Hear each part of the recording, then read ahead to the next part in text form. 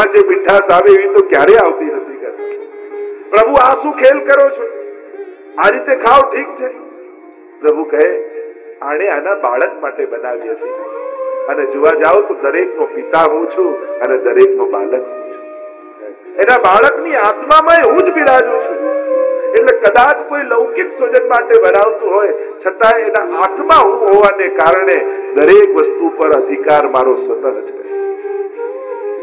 ગોપીઓએ પણ જયારે ભાગીને આવીને રાસમાં, ત્યારે ઠાકોરજી કહેવા લાગ્યા તમારા સ્વજન બંધુ મિત્ર સખા પિતા પતિ બધા પ્રતીક્ષા કરતા હશે તમારી, તમે પાછા જાઓ.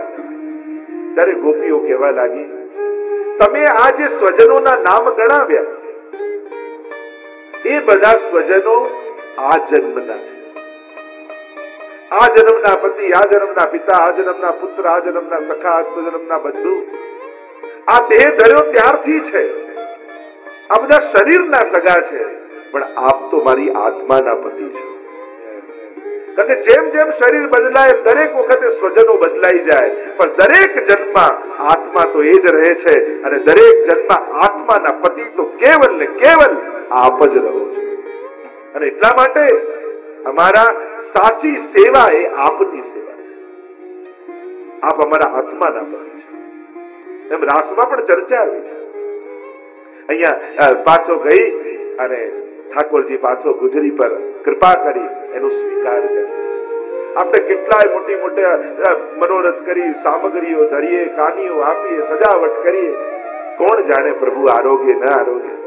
પણ હા, શ્રી વલ્લભની કાની આપણે નિશ્ચિત પ્રભુ આરોગ્ય. પણ પ્રભુ જેનું અંગીકાર કરવા ઈચ્છે છે સામેથી પધારીને જીવનો સ્વીકાર કરે છે, મનોરથો પૂરા કરે છે. આમાં જ પ્રભુનો મહાપ્રભુજી ત્યારે સ્તુતિ કરતા કહ્યું યશો વિસારી.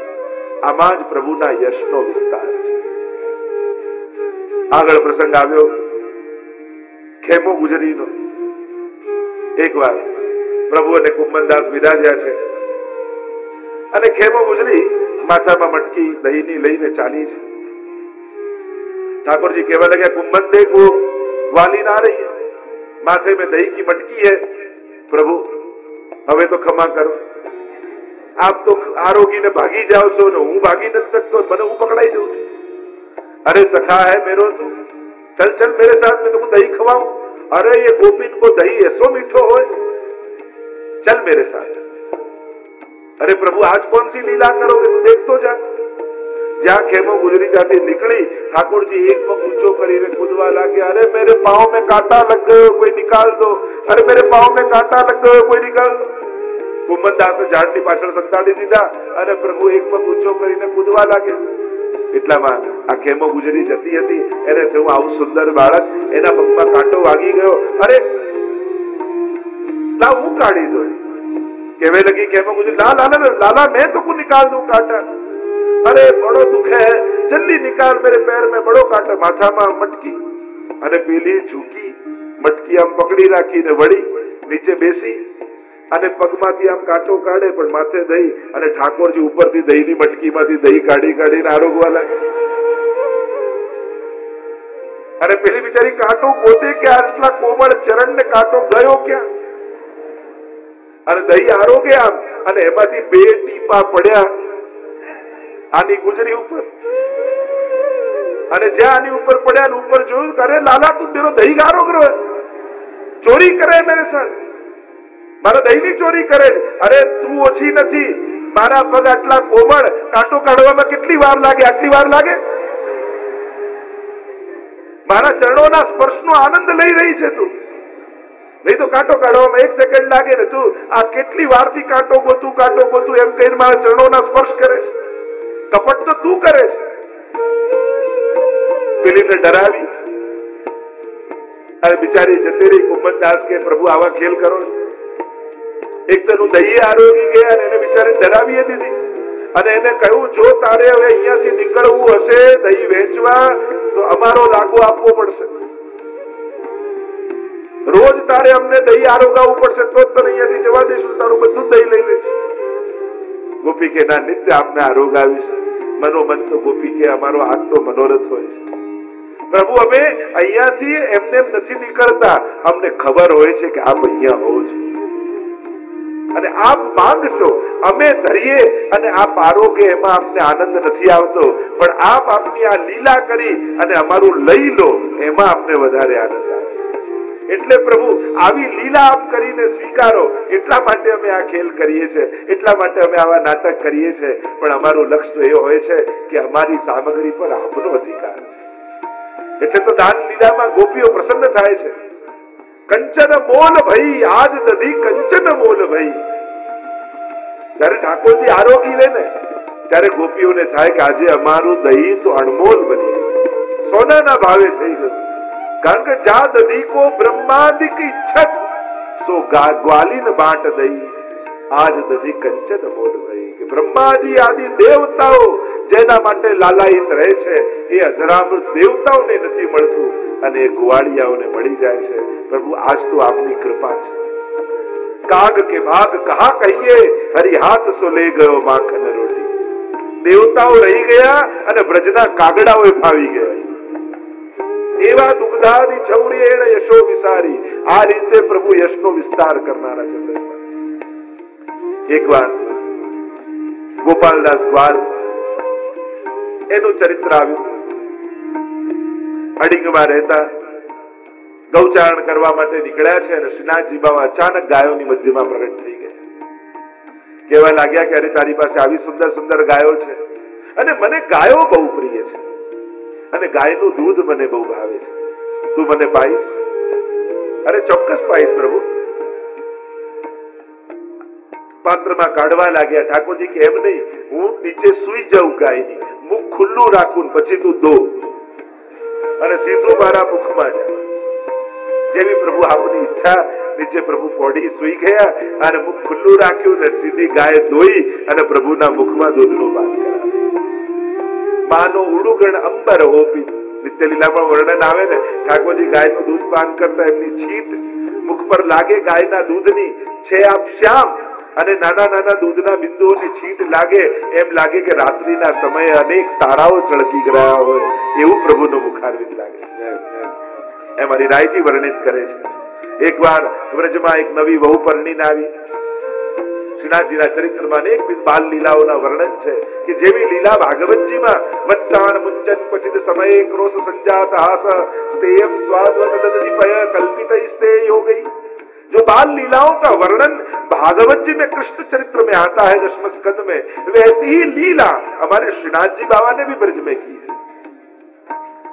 वहां प्रभु गोपियां उड़ाना देने आती है यशोदा जी के पास, कहती है वत्साण मुंचन क्वचित समय, देखो आपके लालन ने हमारे बछड़े को छोड़ दिया, अभी गाय को धोनी बाकी थी और सब दूध पी गया, अब दोहे क्या और बेचे क्या? यशोदा जी तो कहती है अरे दूध पर पहला अधिकार बछड़े का ही है, मेरे लालन ने जो किया ठीक किया. वो तो ठीक, पर ये घर में चोरी करने आता है. अरे छीके पे रखो, वो भी कर देख लिया, एक के ऊपर दूसरा, तीसरे के ऊपर कृष्ण चढ़ता है और छीके में भी निकाल लेता है. कैसे कैसे उपाय इसको आते. आचार्य तो कहे कि चोर मानस है भगवान, બધું જ ભગવાનનું છે, છતાં આખી જિંદગી આ મારું આ મારું આ મારું આ મારું આ મારું. અને આપણે જેવું બોલીએ ને એવું જ ભગવાન કર્યો. આપણે કહીએ મારું મારું મારું તો ભગવાન કે તને, અને આપણે કહીએ તારું તારું તારું તો પ્રભુ કે તને ભવસાગર. जैसा आप बोलो वैसे प्रभु करेंगे. એક 25 પૈસા પણ લઈને માણસ પેદા નથી થતો, બધું એને મળે છે, ભગવાન આપે છે. અને એટલા માટે આના પર અધિકાર પરમાત્મા છે. એવી જ લીલા અહીંયા કરી. નવી એક વહુ આવી પરણીને, અને પરણીને આવી એટલામાં જ ઘરમાં ભેંસો હતી, એમાંથી એક ભેંસ ચોરાઈ ગઈ અને એમાં સાસુને એક આદત છીકણી સૂંઘવાની અને એની ડબ્બી ખોવાઈ ગઈ. અને કાંઈ પણ ખરાબ થાય એટલે પહેલો આરોપ સાસુ પરના પર મૂકે. ખબર છે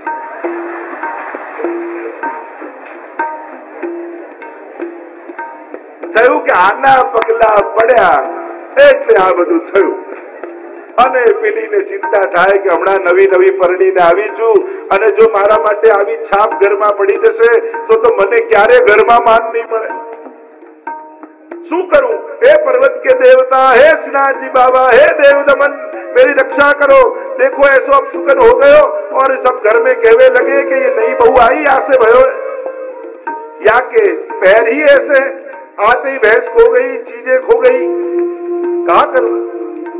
बहू ने एम थયું કે કોને કહેવા જાઉં? સાંભળ્યું હતું કે ये पर्वत के जो देवता है श्रीनाथ बाबा है, सबके मनोरथ पूरे करे। मनोमन विचार करने लगी। श्रीनाथ जी बाबा को हाथ जोड़कर विनती करी, अरे बाबा जो मेरी भैंस ढूंढोगे तो 10 मन माखन आपको आरोगा, 10 सेर माखन आरोगा। और जब 10 सेर माखन आरोगाऊंगी मनोरथ कियो और ठाकुरजी ने थયું કે અરે આના હાથનું માખણ તો આરોગવા જેવું છે અને ક્યાંથી ક્યાંથી ભેંસ ગોતીને એના જે ગૌશાળા હતી એમાં મૂકી ગયા ઠાકોર અને સાસુની ડબ્બી તો એના તકિયા નીચેથી જ મળી ગઈ અને બધાને થયું જો આ ખોવાઈ ગયું હતું અને વહુ આવી એના પગલા એટલા સારા છે કે ખોવાયેલું બધું મળી ગયું। અમારા શ્રીનાથજી બાબા ત્યાં પર્વત પર બિરાજેલા એવા એવા લીલાઓ કરે, ભક્તોના મનોરથો પૂરા કરે અને એમનામાં વિશ્વાસ દ્રઢ કરે। અને બપોરનો સમય હતો, બધા કામે લાગ્યા હતા, એટલામાં શ્રીનાથજી બાબા આવ્યા આના ઘરમાં और कहवे लगे तू वही गोपी है जाने मानता रखी थी 10 शेर की? हाँ, आप कौन हो? अरे मैं वही पर्वत को देवता हूं, वही श्रीनाथ जी बाबा देव दमन हूं और तेरो मनोरथ पूरो करवे आयो, ला आरोगा। अरे वो तो गोपी इतनी प्रसन्न हो गई, अरे मेरे तो मन में मनोरथ थो पर मैं घर से निकलूं कैसे? जो हूँ निकली ने आपना मंदिरे आऊं तो बधाने खबर पड़ी जाए कि आने कांईक मानता राखी छे, केम त्यां गई मंदिरे? आ तो सारू थयुं प्रभु आप पधारी गया। रोज थोड़ू थोड़ू माखण बचावीने छुपावीने राखું છું અને થાય કે 10 સેર માખણ થાય પછી આપની પાસે આવીશ। ઠાકોરજી કે હું કોઈનું કઈ બાકી રહેવા દેતો નથી, તું આવે એના પહેલા હું તારા ઘરે આવી। અમારા શ્રીનાથજી બાબા તો એવા જ છે, તમે ઘરે બેઠા બેઠા मनोरथ करो ने ત્યાં કઈક એવું થાય કે તમે કઈક मनोरथ કર્યો હોય કે ક્યારેક નાથ દ્વારા જવું છે ને પ્રભુને આમ मनोरथ કરવો છે, આ રીતે દર્શન કરવા છે, તમારો તો સંજોગ બને ન બને, ઠાકોરજી એવું કઈક સંજોગ બનાવે કે આવવાનું કોઈ યાત્રામાં હોય, જગ્યા ખાલી પડી હોય, તમે આવી ગયા હોય। ઘણા વૈષ્ણવ અહીંયા એવા છે, आने वाला कोई और हो, आप आ जाओ। तब मानना कि आप नहीं आए हो, श्रीनाथ जी ने बुलाया। ये कोई ना मनोरथ बाकी रखो। और श्रीनाथ जी बाबा पधारे, कहने लगे ला माखन आरोगा અને માટલી લઈને આવી, ધીમે ધીમે ભેગું થાય અને 10 શેર થાય પછી તને આરોગાવીશ। લઈને તો આવી ખરા, પણ પછી વિચાર કર્યું કે આ તો આટલા દિવસનું વાસી માખણ છે। અરે લાલા मैं तेरे लिए ताजो माखन निकालता हूं। तो थोड़ी देर बैठिया અને ઠાકોરજી બિરાજ્યા અને વલોવાલા की ताजू ताजू माखण आरोगावाला बनाव्યું, सिद्ध करी, बटेरावा લઈને આવી, લો પ્રભુ આરોગો। ઠાકોરજી કે હું મને તો જાતે આરોગતા આવડતું નથી, એટલે ગોપીના ગોદમાં બિરાજ્યા અને ગોપી પોતાના હાથથી માખણ લઈ અને ઠાકોરજીને આરોગાવા। એવા અમારા શ્રીનાથજી બાબા સગળા મનોરથોના, વૈષ્ણવના મનોરથોને પૂર્ણ કરી રહ્યા છે, વ્રજવાસીઓના મનોરથને પૂર્ણ કરી રહ્યા છે। અને પ્રભુ હવે ધીમે ધીમે યશનો વિસ્તાર કરે છે। એકવાર નરો ઘરના કાર્યમાં વ્યસ્ત હતી। પહેલા તો રોજ દૂધ પીવડાવવા જતી નરો અને ઘરના કાર્યમાં એવી વ્યસ્ત હતી, રસોઈમાં કઈ ને કઈ કાર્યમાં લાગેલી હતી। એટલામાં નુપુરનો ધ્વનિ સંભળાયો, છમ છમ છમ।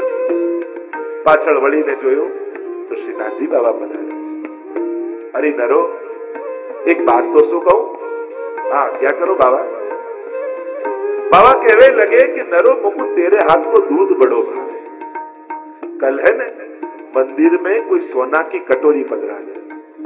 अरे ठाकुर जी मुट्ठी खोली અને બતાવ્યું, देख ये सोना की कटोरी, एक सोनानी कटोरी कोई पधरावी गयो અને મને મનમાં ઈચ્છા થઈ કે આ સોનાની કટોરીમાં પહેલું दूध આરોગીશ તો તારા હાથે આરોગીશ।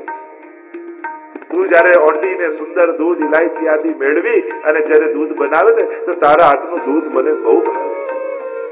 अरे लालन आप यहाँ क्यों पधारे? मैं वहां देवे आ जाती। नहीं नहीं, मैं तेरे हाथ को आरोग में आयो। लाओ कटोरी मूकू दो, मैं अभी सिद्ध करके लाऊं। श्रीनाथ जी बाबा ने कही ऐसे नहीं, मैं आरोप तो जाऊं और तू पधरा दी जा, तू दूध तैयार कर और मुझे छोटी सी कटोरी में दे।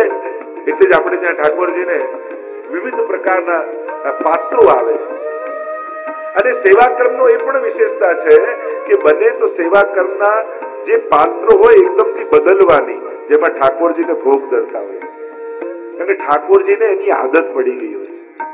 આપણે